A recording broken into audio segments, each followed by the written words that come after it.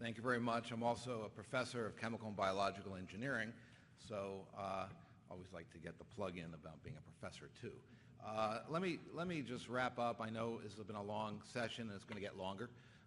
So let me just wrap up with both thanking all my fellow speakers here this morning, but also to give you sort of a little story, a story of what I went through in starting one of the few companies that I've actually started.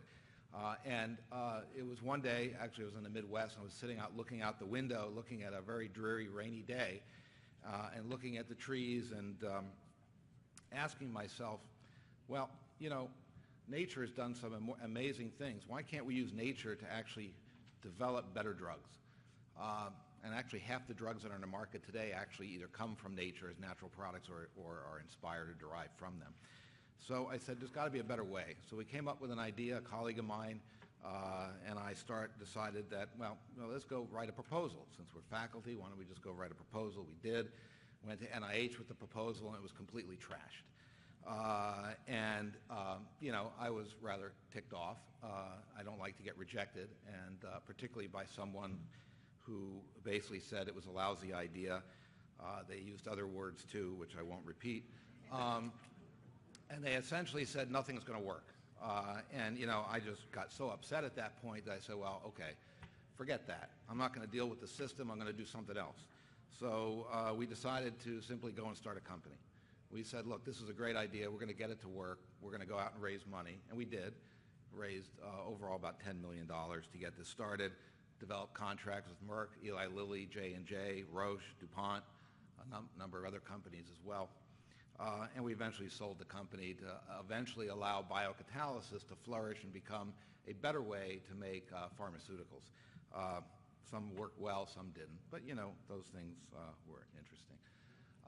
And so the idea was, look, you just go with what your heart says, and if you're excited enough about it, you'll get it to work.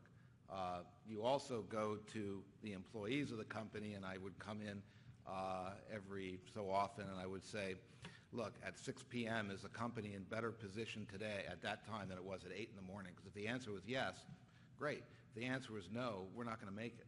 So that was another kind of thing I tried to get across. And I think perhaps the most rewarding thing about doing something like this was that over the years we hired about 50 people. And many of those people would probably not have had a chance to remain in the U.S. Some of them were foreign. Remain in the U.S. and make a great life for themselves. And we were able to do that. And that clearly was one of the most fulfilling things about doing this. And I really wish I could meet that original reviewer, by the way. And maybe I have. I don't know.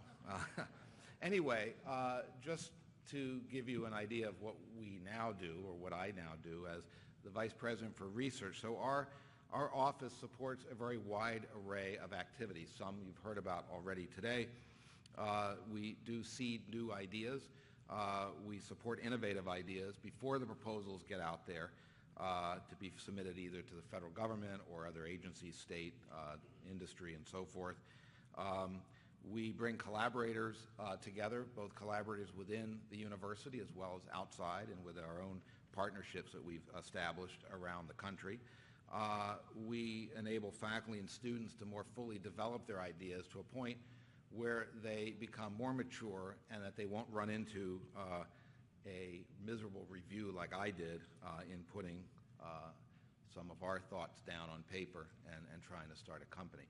Sometimes this leads to new ventures that come out.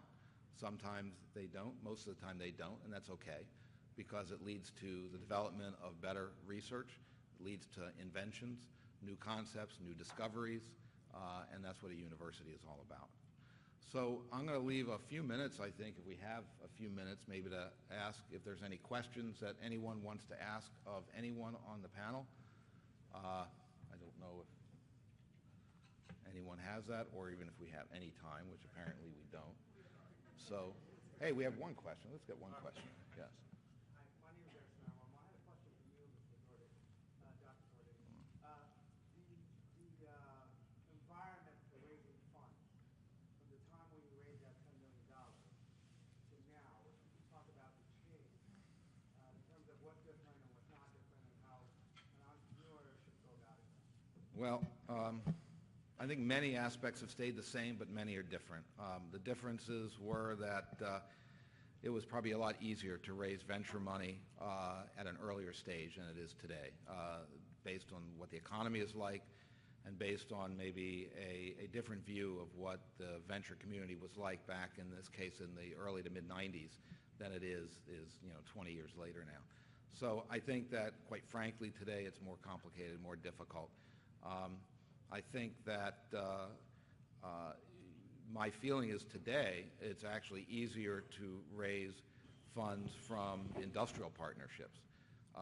In fact, in many cases, it's a lot easier to get money as a small company working with a larger company or venture groups within those companies than it would be as a university faculty member getting money into their labs, because there are a great many policies that both advance university research but also, in many cases, hinder university-industry relationships.